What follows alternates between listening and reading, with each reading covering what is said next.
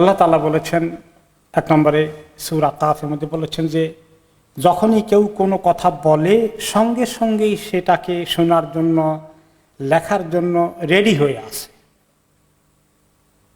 কে ready হয়ে আছেন সে কথা আরেক সূরাতে তিনি বলেছেন সম্মানিত লেখক মণ্ডলী কিরামান কাতিবিন, প্রত্যেকটি কথাকে তারা লিখে রাখছে, নোট করে ফেলছে, কোনো কথা তারা মিস করেন না। প্রত্যেকটি কথা, চাই আমি জোক করি, হাসাহাসি করি, একজনেরকে ক্রিটিসাইজ করি অথবা ভালো কথা বলি, প্রত্যেকটি কথাকে লিখে রাখা হচ্ছে। কাজেই আল্লাহ তাআলা বলেছেন তোমরা যখন লোকদের সঙ্গে কথাবার্তা বলবে কথাগুলো যেন সুন্দর কথা হয়, কথাগুলো যেন ভালো হয়, কথাগুলো বলার তরিকাও যেন ভালো হয়, সুন্দর হয়।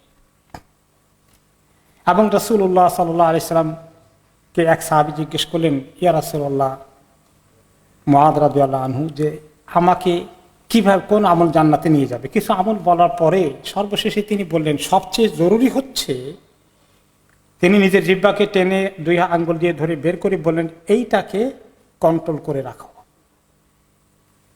এটাকে খুব সাবধানে ব্যবহার করো, কথা কম বলো। একটা হাদিসে তিনি বলেছেন যে ব্যক্তি কোন সময় কোনো ব্যক্তি একটি কথা বলে, সে মনে করে আমি একটু বললাম আর কি, এত সিরিয়াসলি নাইনি, কিন্তু এই কথাটা তাকে 70 বছর জাহান্নামের নিচে ফেলে দিতে পারে। একটি কথা, একটি বাক্য কারো ব্যাপারে আপনি জঘন্যভাবে বলেছেন যেটা আপনার জন্য ঠিক ছিল না, তো এখন কথা হিসেব করে বলতে হবে। আমরা কথা বলতে কে কে হিসাব করেছি কোনোদিন, আচ্ছা কয়টা কথা বলবো আজকে? জীবনে তো হিসাব করি। নবী করিম সাল্লাল্লাহু আলাইহি ওয়াসাল্লাম বলেছেন দেখো কথা বেশি বলো না, আল্লাহ তাআলার যিকরের জন্য যদি বেশি বলতে চাও বলতে পারো, আল্লাহর যিকর সংক্রান্ত, তাছাড়া বাকি বিষয়ে কথা কম বলো। আল্লাহ তাআলার যিকর ছাড়া অতিরিক্ত যে কোনো কথা, বেশি কথা মানুষের অন্তরকে কঠিন করে দেবে তিনি বললেন। এবং আল্লাহ থেকে দূরে, বহু দূরে আল্লাহ রহমত থেকে ওই লোকগুলো যাদের অন্তর কঠিন হয়ে থাকে। তাহলে আল্লাহর কাছে আসতে হলে, অন্তরকে নরম করতে হলে প্রয়োজনীয় কথার বাইরে অতিরিক্ত কথা বলা থেকে আমরা বিরত থাকার চেষ্টা করতে হবে।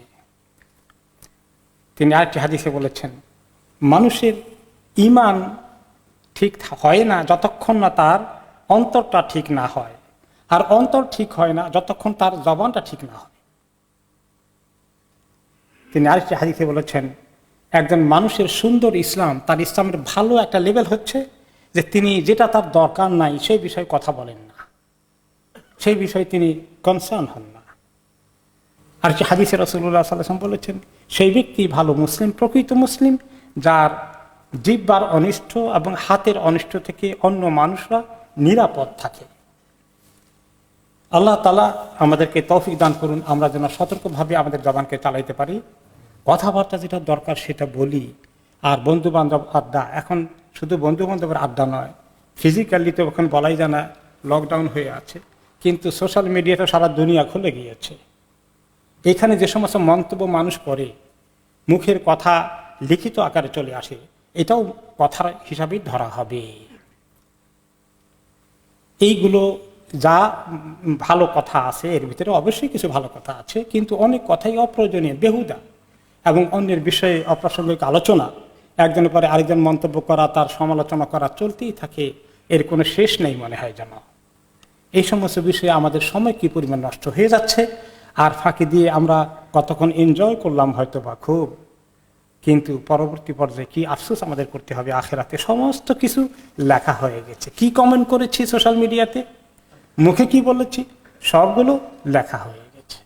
আল্লাহ তাআলা আমাদেরকে করুণ পরিণতি থেকে রক্ষা করুন, আমাদের জবানকে আল্লাহ তাআলা যিকরের জন্য, কোরআন তেলাওয়াতের জন্য, খুব সুন্দর দুনিয়াবি কথা বলার জন্য, নসিহত করার জন্য, ছেলে মেয়েকে দ্বীনি তালিম দেওয়ার জন্য, পরিবারের সঙ্গে সম্পর্ক সুন্দর করার জন্য, ভালো ভালো কথাগুলো বলার জন্য আল্লাহ আমাদেরকে তৌফিক দান করুন।